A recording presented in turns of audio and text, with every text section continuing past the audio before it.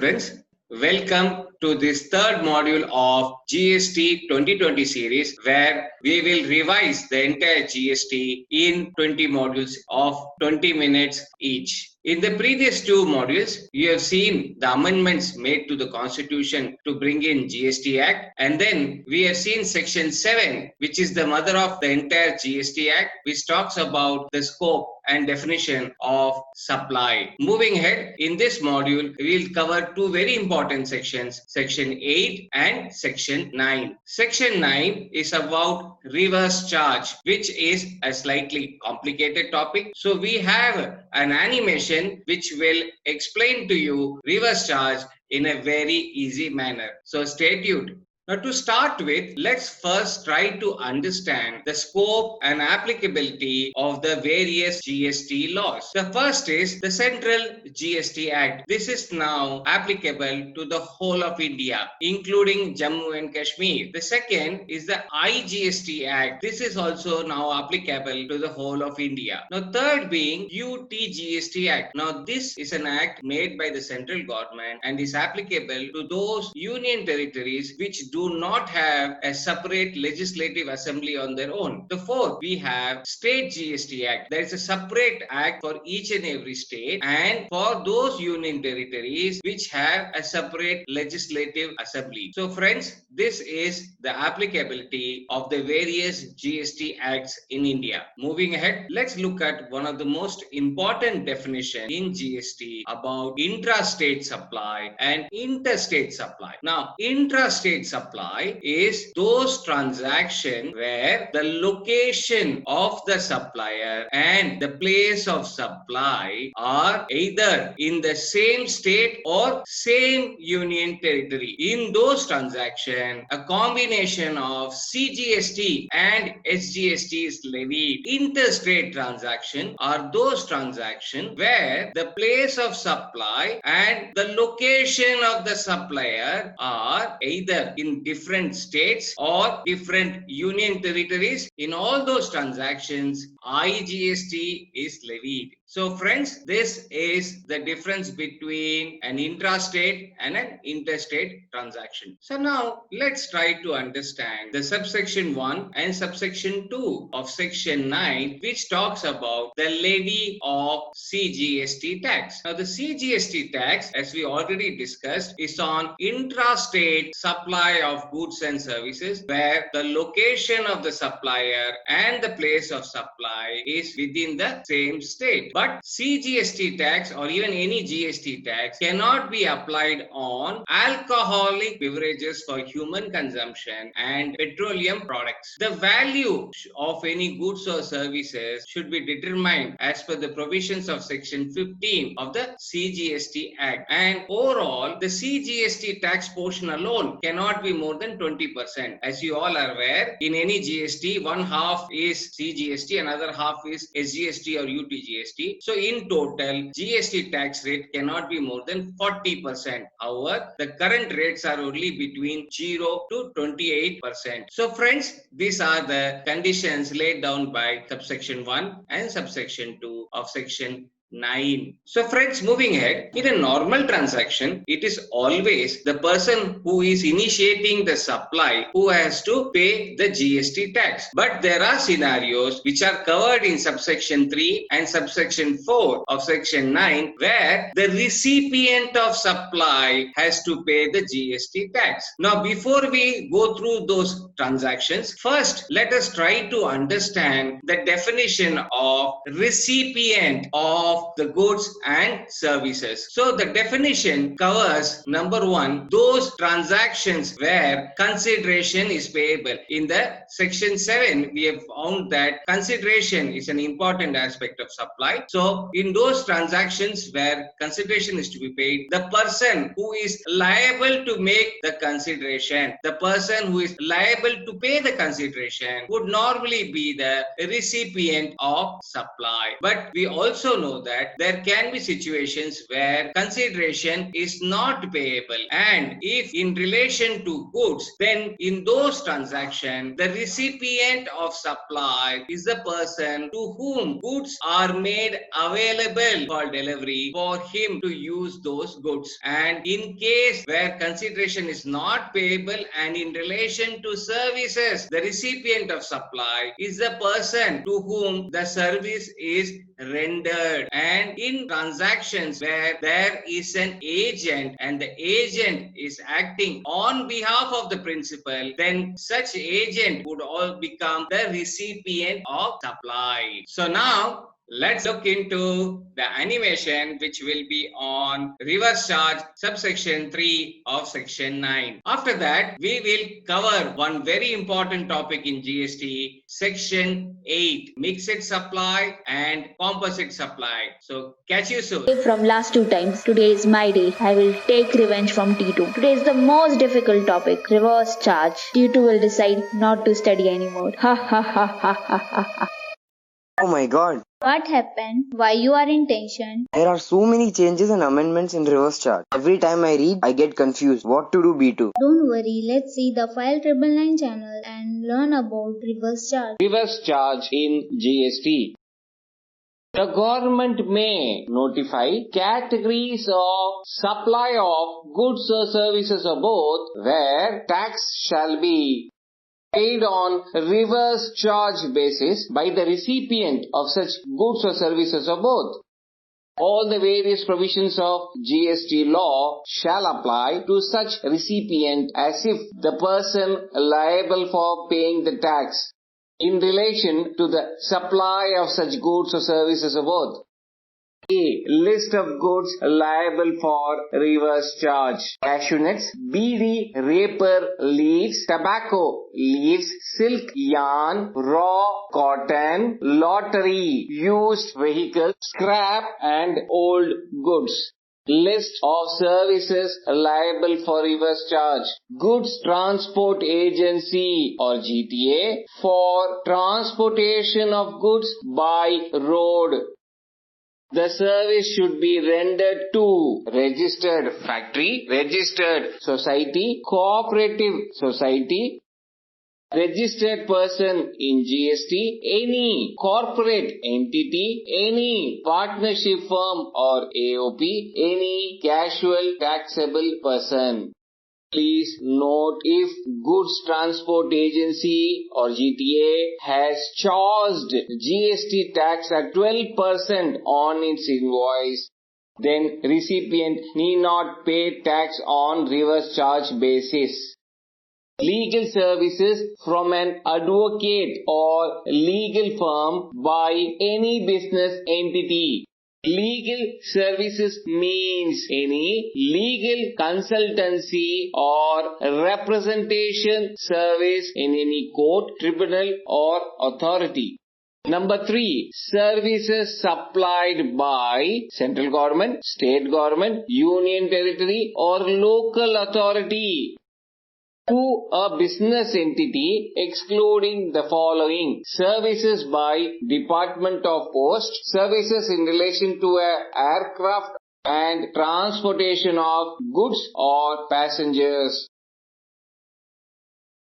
Number 4, services supplied by central government, state government, union territory or local authority by way of renting of immobile property to a registered person. Number 5, services provided by way of supply of security personnel provided to a registered person. Number 6, services supplied by any person by way of transfer of development rights or floor space index, that is FSI, for construction of a project by a promoter.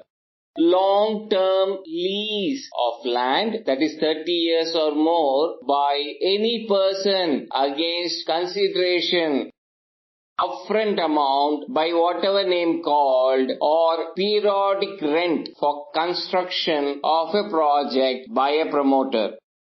Number 8. Supply of services by a music composer, photographer, artist or the like by way of transfer or permitting the use or enjoyment of copyright to a music company. Number 9. Supply of services by an author by way of transfer or permitting the use or enjoyment of copyright relating to original literary works to a publisher. Number 10. Services provided by way of sponsorship to any body corporate or partnership firm.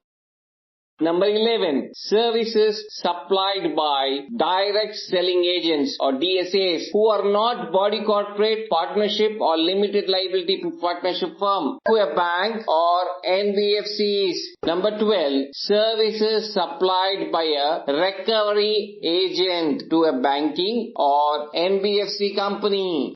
Number 13. Services supplied by a director to the body corporate. Number 14. Services provided by way of renting of any motor vehicle designed to carry passengers where the cost of fuel is included in the consideration charge from the service recipient provided to a body corporate.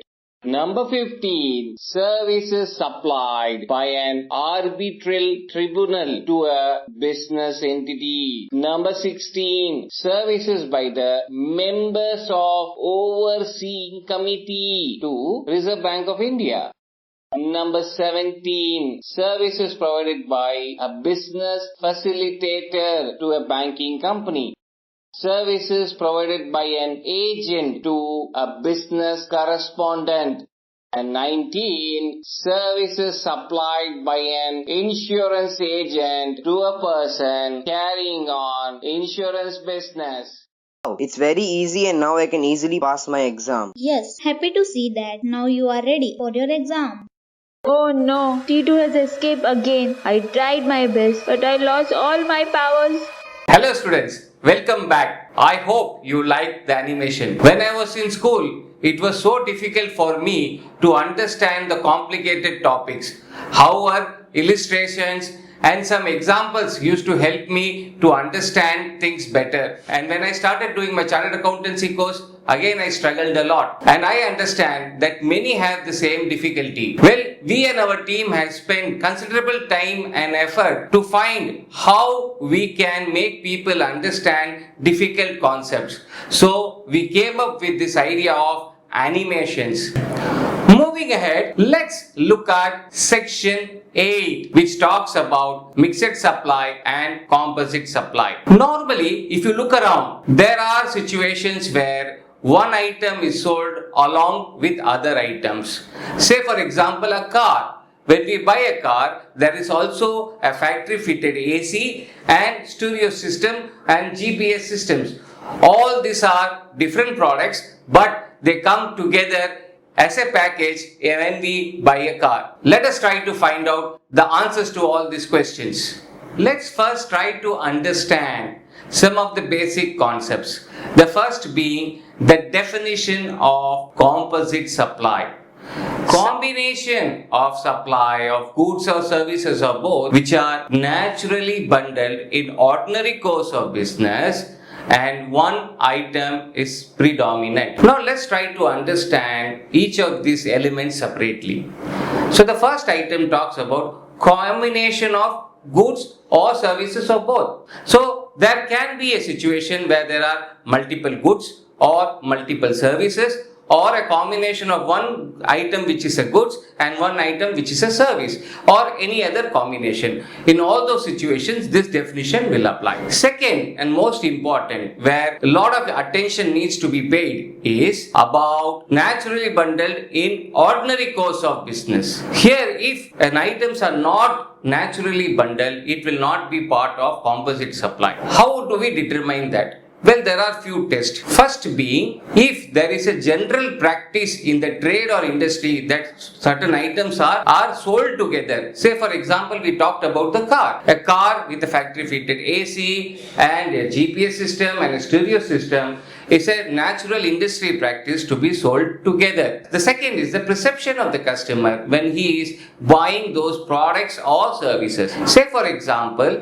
in the hotel industry, it is very normal that a customer is expecting bed along with breakfast. So we have this B&B services. The third being where it is very normal that those goods and services are bundled together. Say for example, I go to a shop and buy an air condition. Normally, the installation of the air condition is also done by the person who is selling the air condition. Supply of air condition and installation of air condition, they are bundled together. Now, the third important aspect is among the products or services which are bundled together, one item and only one item should be a predominant among those other products. Now the predominance test is the customer normally likes to buy that particular product or service and others are ancillary to it. So all the examples that we talked about, in the first one we talked about the car. Customer goes and buys the car. The remaining things, stereo system, GPS, they're ancillary to it. Similarly, when a customer wants to stay in the night, he wants to go and stay at a hotel. So his primary thing is for the bed and the breakfast service is ancillary to it. Now for the definition of mixed supply. Well, it is a very simple definition. Subsection 74 of section 2 defines mixed supply as a combination of two or more supplies for a single price where it is not a composite supply. So when two or more products or services are sold together in situation which is not a composite supply, it becomes a mixed supply. So now the most important aspect, how are we going to tax the composite supply and mixed supply? Well, as per section 8, in case of bundle of goods and services where one item is dominant or the composite supply, the entire supply will be treated as though supply of the principal or predominant item. And in case of mixed supply, where there are bundle of goods and services, the supply would be treated as a supply of the item which has the highest rate of GST. So the entire rules and regulation on GST, whether it's related to the invoicing, documentation, rate of tax, value of supply, place of supply, everything for those entire set of bundle of goods and services in case of composite supply will depend on the item which is the predominant, and in case of mixed supply, the item which has the highest rate of tax. Well, to find out in a bundle of goods or services whether it is a mixed supply or composite supply is always very challenging. We have to look at it from case to case basis and if there are any specific legal pronouncements on it. Now, we will discuss few of the circulars issued by the Central Board of Indirect Tax and Customs on mixed supply and composite supply. The first being on the printing industry. The printing industry is a very unique industry where there is supply of the goods or the materials on which the printing is done and the printing service. Both these goods and these services are bundled together and supplied to the customer. In this circular, the CBIC has given two scenarios. Scenario 1 talks about printing of books, pamphlets, brochures, etc., where the content is given by the publisher and the printing material belongs to the printer. However, the printing content is predominant and hence it is supply of services. Whereas in cases of printing of envelopes, letterheads, visiting cards, etc., where the printing content or design or logo is given by the publisher and still it is the printed material on which such things are printed is predominant and hence it is supply of goods. Friends, the next circular that we'll discuss is on rethreading of tires. So when tires normally get worn out, rethreading activity is done. So when rethreading of the tires is done in a workshop, it is predominantly the supply of service and any rubber added is an ancillary to it. However, rethreaded tires are also sold in the market as a separate commodity. Well, in those cases, it is supply of goods and any service done is only ancillary to it. The next circular is on the servicing of car. Well, this is a very unique situation. If I take my car to a workshop, when I take my car to a workshop, there are spare parts and lubricants which are supplied along with the service of my car. Well, in this particular industry, there is a practice of issuing separate invoice for supply of spare parts and a separate invoice for the services. Well, in this situation, there are two supplies, one for the spare parts and the second for the services. Both have to be treated as separate transaction and GST has to be levied separately. Well, we come to the end of this third module about section 8 and section 9. I hope all of you have been benefiting from this GST 2020 revision, and this will help you to prepare very well for the November 2020 exams. See you shortly. Bye bye.